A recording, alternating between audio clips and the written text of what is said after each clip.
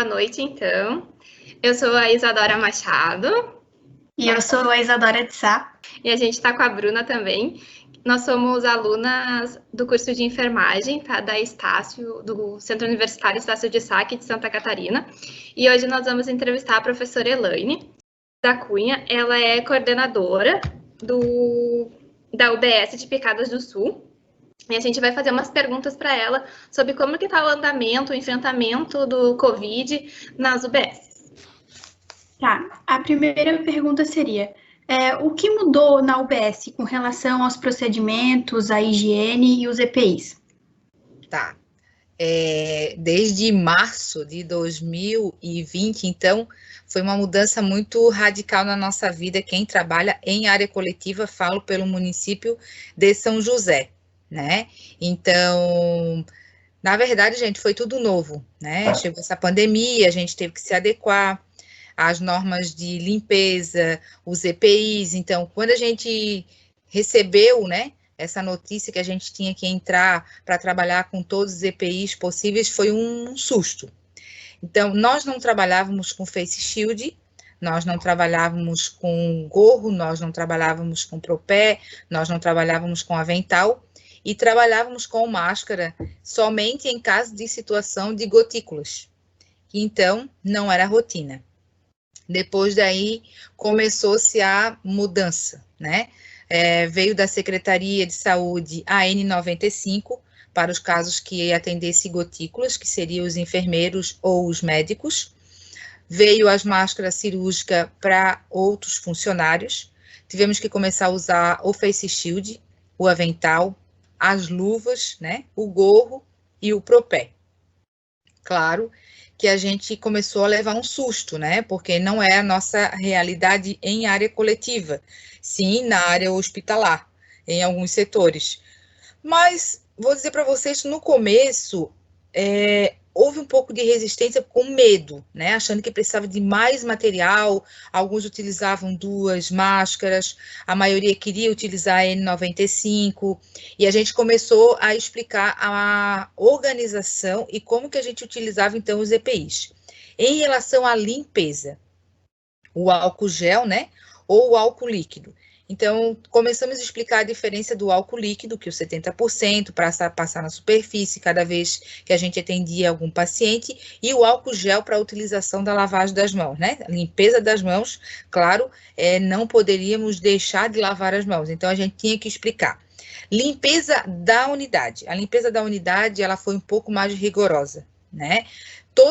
Porque assim, a unidade, ela também teve que mudar estrategicamente as salas de atendimento. Então, quando chega o paciente na porta da unidade, aquele paciente que é um suspeito de Covid, ele não anda mais por dentro do posto. Ele pega a primeira sala mais próximo da porta, né? Tivemos que equipar toda a parte de oxigênio, sempre estar olhando se os torpeiros estão bem cheios. A gente teve que cuidar de todo o material, caso o paciente tivesse alguma parada, né? Que a gente tem dentro da unidade para a gente poder trabalhar. Então, organizar uma sala mais próximo da porta. A gente pensou, caso a gente tivesse que chamar o SAMU, seria mais fácil o SAMU entrar e sair com esse paciente rapidamente. A pessoa da limpeza, que estava acostumada a fazer aquela limpeza mais básica de unidade básica, ela se assustou também, né? Toda hora limpando, então eu tinha que explicar para ela que o paciente, ele entrava na sala, quando o paciente saísse da sala, tinha que fazer a limpeza com álcool nos móveis, né? Na bancada, na mesa do médico, no chão, a gente tinha que utilizar também o álcool, né? Na mesa e no chão, o hipoclorito. Então, começou até um pouco cansativo, não vou mentir para vocês, né? O atendimento, gente, ele se restringiu um pouco, tá? Até no momento, tá? Então, a limpeza foi basicamente isso, a utilização dos EPIs, e hoje é uma rotina normal, né? A gente chega para trabalhar, a gente já sabe onde estão os nossos EPIs, e quando um olha para o outro que está sem o gorro, por exemplo, tu está sem o teu gorro. Então, para nós é normal hoje já utilizar a máscara, utilizar o avental, mesmo no calor, que teve, né, esses dias de calor. Então, para a gente é uma rotina que já virou normal, né? Antes não era, mas agora é normal. Em relação aos atendimentos, tá? Pelo município de São José. nós fazemos a seguinte situação. Na porta, a gente sempre deixa 2 profissionais ou 3, dependendo da demanda. Geralmente é segunda, terça e quarta, quinta e sexta a demanda diminui. O paciente ele é abordado na porta, tá? Então, se o paciente... Claro que as pessoas que vão abordar sempre de face shield com EPI, tá, gente? Aborda o paciente, eu comprei uma tinta e fiz as demarcações na frente do posto e nas laterais, para que o paciente ele tivesse a consciência que daquela marcação ali, ele não pudesse aproximar-se dos outros. Tive que fazer isso porque, infelizmente, eles se aglomeravam na frente da unidade. Então, o que eu fiz? Eu demarquei na frente da unidade toda, sentido para fora, e do ladinho também da porta do posto para o outro lado, para que a pessoa não ficasse muito próxima, né? Nós temos 2 situações. Hoje, nós realizamos teste de COVID para familiares que positivaram. PCR positivo, nós fazemos o contato de todos os intradomiciliar. Pode ser 5, 10, então todos a gente faz. Quem agenda é a vigilância. Então, o paciente fez um PCR no município, deu positivo, todos os comunicantes serão feitos exame na unidade. O que acontece? Esses pacientes, eles chegam na porta, eles se identificam e eles vão para a lateral do posto. Então, não aglomerado, também um atrás do outro, às vezes é 5, porque eles têm um espaço de 15 minutos cada paciente. Porque a gente faz o exame, o paciente vai lá dentro da unidade, faz a coleta e ele volta para a rua. Então, o que acontece? Tem aquela entrada no posto, que é uma outra sala lá atrás, e ele volta. Então, ele tem que aguardar mais próximo da janela, assim, embaixo da janela, para não ficar na frente do posto.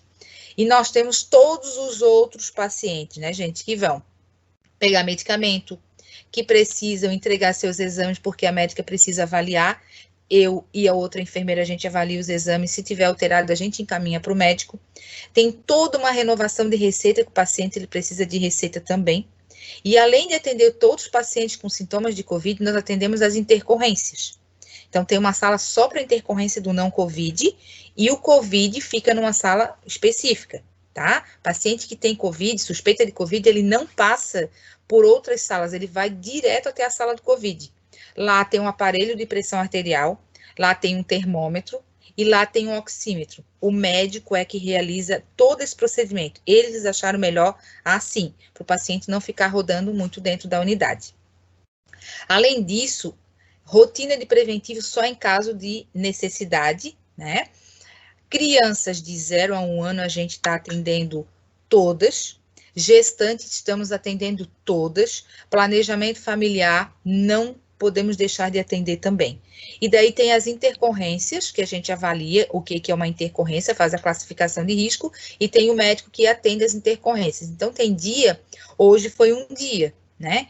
Que a maioria ali, médicos, enfermeiros, foram almoçar tudo depois das 12 horas, porque teve uma exceção de pacientes, assim, ontem foi feriado, então hoje foi um tumulto muito grande, né? A gente acabou fazendo uma fila só de paciente para intercorrência, uma fila só de paciente para COVID, e ainda hoje pela manhã nós tínhamos gestantes agendadas e criança, então tinha 4 coisas diferentes, fora os pacientes que vinham pegar medicamento, que a gente tinha que entregar uma fichinha para eles, e os outros que vinham entregar os exames para deixar na unidade. Então, a gente acaba tendo uma aglomeração muito grande. Não vou mentir para vocês que acaba criando uma confusão na cabeça. Porque hoje foi um dia que ficou 4 na porta, 2 não deu conta, eu tive que chamar mais 4 pessoas, mais 2 pessoas, então ficou 4 na porta. Tem dia que 2 pessoas na porta consegue tranquilamente dar conta. O que nós fazemos? Nós temos ou a grade, né? Ou a gente coloca uma cadeira, porque o paciente ele invade a unidade, e muitas vezes ele invade sem a máscara, né? Ele entra na unidade sem máscara e ele chega até o balcão.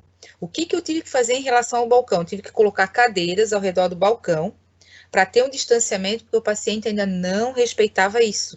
O paciente, ele chegava, às vezes ele entrava, quando a gente estava despercebido, e ele ia até o balcão em cima das meninas, que também usam face shield. Então, a gente teve que ter fazer isso, né, colocar ao redor do balcão ainda as bancadas, assim, paciente respeitar. Não vou mentir para vocês, um ou outro vem sem máscara, nós oferecemos que a secretaria, eles nos dão as máscaras extras, né, para a gente oferecer para esses pacientes, mas ainda tem alguns que a gente encontra resistência em precisar utilizar a máscara.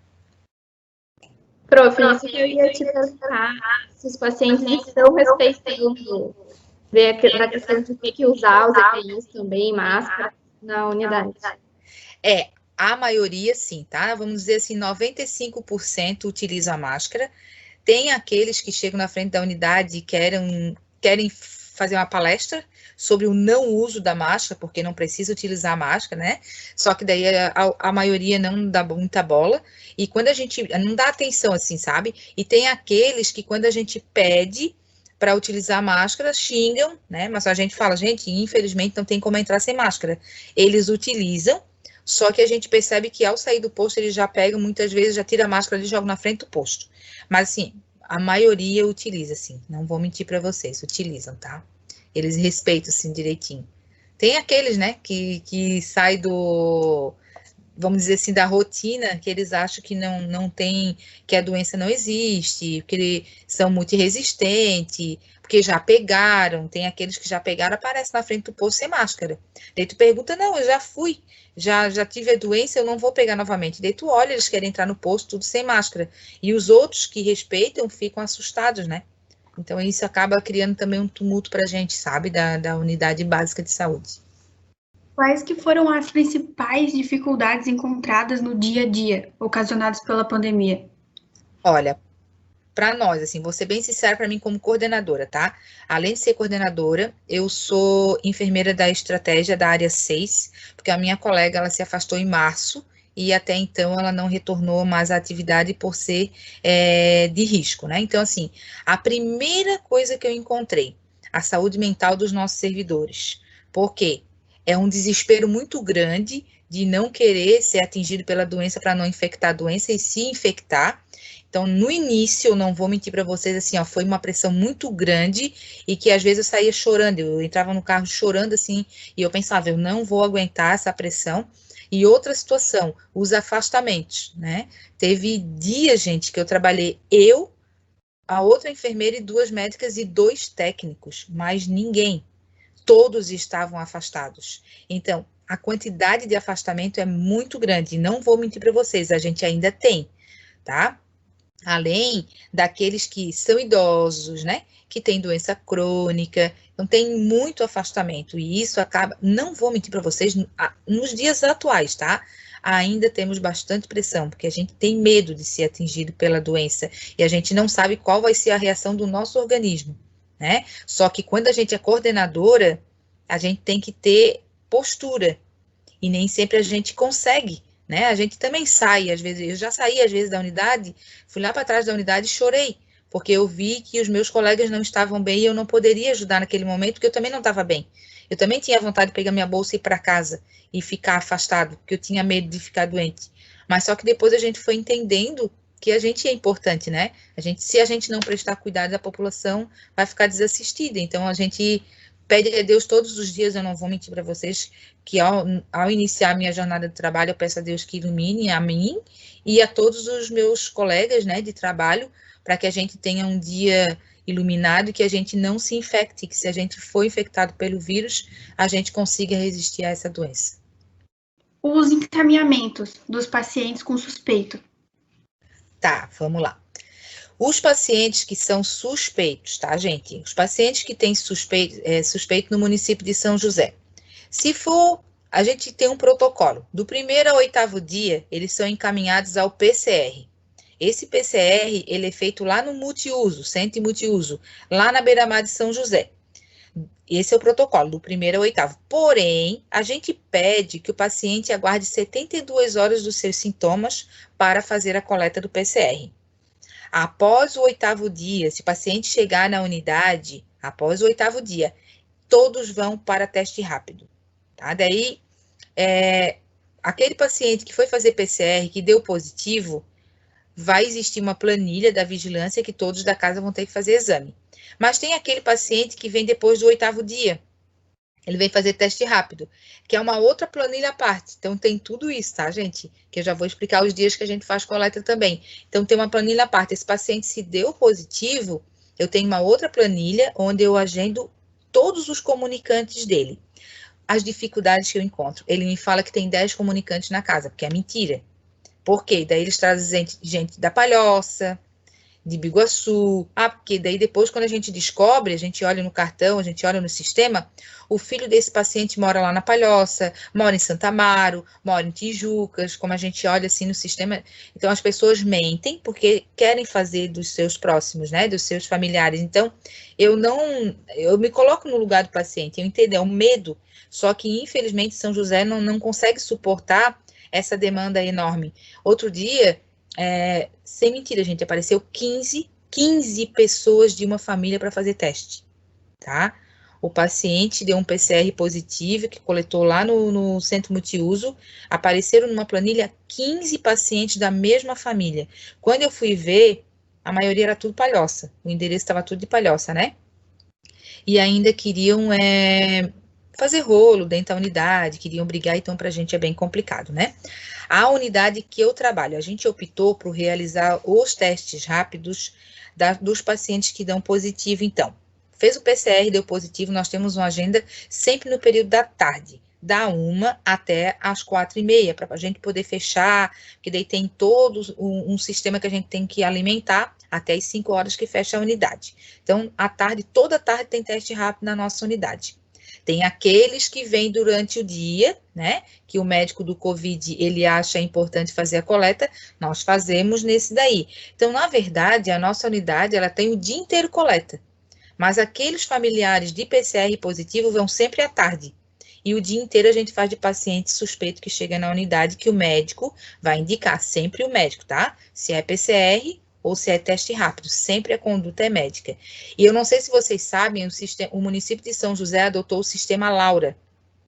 Se vocês olharem lá no sistema, no site da prefeitura, que vocês baixarem a barra de ferramenta, lá embaixo está escrito assim, ó, sintomas.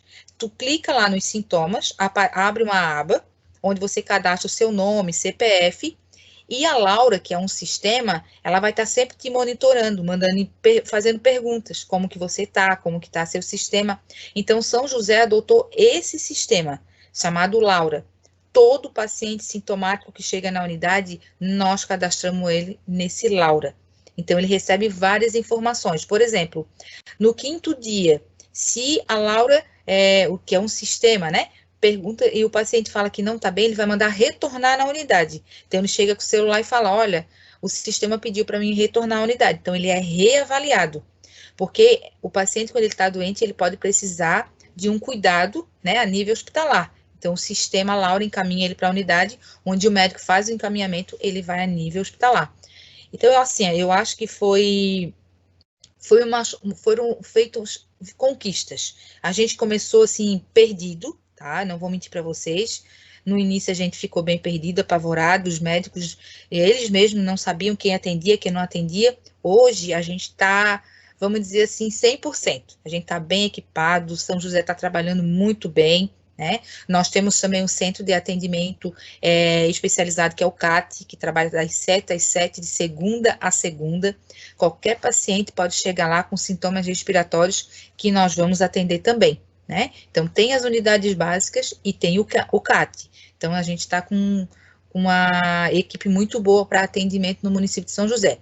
Tem aqueles pacientes, gente, que se reportam diretamente ao Hospital Florianópolis, ao regional. Então, esse, às vezes, ele ainda vem perdido. Como assim? Vou dar um exemplo.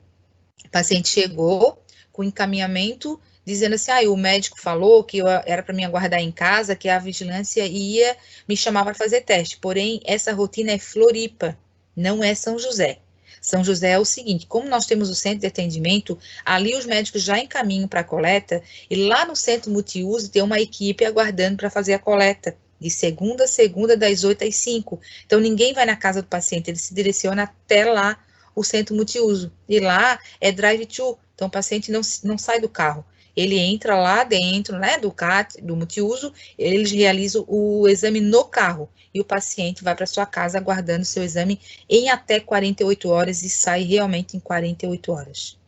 Então, eu acho que São José tá, assim, à frente de muitos municípios, assim, sabe, gente? Tá muito legal o trabalho em São José.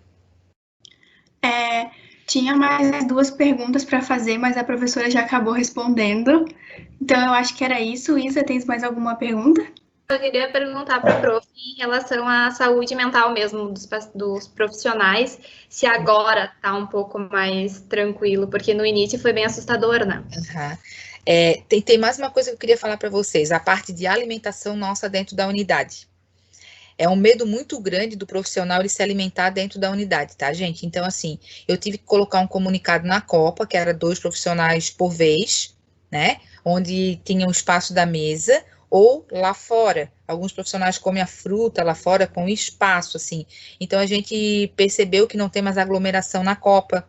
A gente percebe que para tomar água, toma um espaçamento de 1,5 m, 2, o outro vai lá no bebedouro para pegar água. Então, o espaçamento entre um profissional e outro, eles respeitam o distanciamento. A parte de saúde mental, Isadora, podemos dizer assim, ó, que hoje a saúde mental nossa está bastante abalada, né? Então, assim, ó, aquilo que no início começou a abalar, a gente tentou se recuperar. Eu acho que 50% dos nossos profissionais entraram com medicação controlada. Não vou mentir, assim. Não conseguiam dormir, não conseguiam trabalhar. Então, aquilo tudo foi se acumulando e as pessoas começaram a se desesperar. Então, eles recorreram à medicação. Então, assim, ó, hoje eu vejo o nosso profissional, se ele não tiver tomando medicação, ele não aguenta. Muitos profissionais, assim, se a gente fazer uma pesquisa dentro das unidades básicas, tu vai ver que a maioria está tomando medicação, porque não aguentou a pressão. A pressão, assim, foi tão grande que muitos profissionais, ao sair da unidade, pegavam o seu carro e saía na BR, tipo, muitos profissionais falaram, Celane, eu fui até a Lagoa da Conceição e voltei. Cheguei em casa 10 horas da noite, porque eu tive que espairecer minha cabeça, que olhar a natureza, que olhar outras pessoas, porque a gente vê só aquilo, né? Covid, Covid, Covid. Então, a saúde mental, eu vejo da seguinte forma, a saúde mental, até o final desse ano, eu acho que muitas pessoas ainda vão se abalar, porque a gente sabe que não acabou, né? Então, quando a gente acha que acabou, um colega fez o exame e deu positivo, então todo mundo cai novamente aquela, né? Fica desanimado. A gente tem que estar sempre cuidando, porque a gente sabe que até isso se resolver vai demorar. Mas a nossa saúde mental foi muito abalada, Isadora, muito mesmo, assim. Não vou mentir que não é só na atenção básica. Eu converso com os meus colegas que trabalham em hospital, é a mesma coisa, converso com os professores da Estácio que trabalham em hospital e a gente troca informações e não é diferente para eles, assim. A gente se sente mais isolado, porque a gente teve que ficar também longe dos familiares, né? Eu, por exemplo, eu moro sozinha. Eu não via, teve uma época que eu não via meus pais há 30 dias. E eu comecei a sentir falta deles, do meu pai, da minha família, né? Eles queriam que eu fosse ficar próximo deles. Eu não conseguia, eu tive que me afastar. Então, eu chegava na casa do meu pai, eu olhava ele do portão. E da minha mãe, eu olhava o meu neto no carro, no vidro do carro, então aquilo estava me incomodando. Então, isso, assim, para mim, foi uma situação bem complicada, né? Até o momento, eu não estou utilizando remédio controlado, não vou mentir para vocês. Mas chá, né? Todos os remédios homeopáticos que vocês pensam assim, ó, que pode ajudar, eu não vou mentir para vocês, eu estou utilizando sim, fui no médico homeopata para ele me ajudar. O professor Nelson, ele tem um trabalho muito legal, né? Que ele faz assim de ajuda. No município de São José, nós temos os psicólogos dos distritos, que eles mesmos, eles dão o telefone deles para que a gente possa conversar com eles. A cada momento que a gente está trabalhando, se a gente precisa, a gente vai lá, liga, olha, a gente está aqui numa situação, a gente precisa que tu converse. Eles passam o telefone, eles conversam com a gente. Então, nesse momento, a ajuda psicológica é primordial. E a gente sabe que tem também os canais de ajuda do profissional de saúde. E não é vergonha nenhuma um profissional, quando está achando que está necessitando, a gente ir em busca. Porque não é só também A unidade básica de saúde, né? Tem toda uma estrutura, né, gente? Que é uma secretaria de saúde também cobrando da gente as informações, os atendimentos, as vacinas. Olha como é que a gente teve que fazer vacina. Vacina é agendada a cada 20 minutos. Antigamente o paciente chegava, ele aguardava. A gente teve que fazer esse agendamento porque tinha muita aglomeração, né? Então, a agendamento de criança para vacina é a cada 20 minutos. Então, o paciente liga no telefone, né? E a gente agenda a vacina para que o paciente possa fazer. Para qualquer pessoa do município, mas não é mais na porta da unidade, é só por telefone. E isso também consulta, não vou mentir para vocês, a gente faz consulta por telefone. Hoje mesmo orientei um familiar que trouxe um paciente do hospital, ela estava bem nervosa porque o esposo pegou Covid, ficou 35 dias internado, e ela queria informação, porque no hospital as pessoas mandaram ela procurar o centro de saúde. Então ela queria saber como que era, porque lá no hospital ele estava sendo assistido, se a gente ia todos os dias na casa dele, a insegurança do familiar, né? Então ainda tem toda a informação por telefone que a gente dá a qualquer momento para o paciente, enquanto a unidade estiver aberta. Gostaríamos muito de agradecer a participação da professora. Essa conversa foi muito boa e foi muito esclarecedora, né? Porque o pessoal tem bastante dúvida em relação a isso. E muito obrigada. Por nada. Foi um Eu também. prazer participar da pesquisa de vocês. Muito obrigada. Por nada, meninas. Beijo. Boa Beijo. tarde.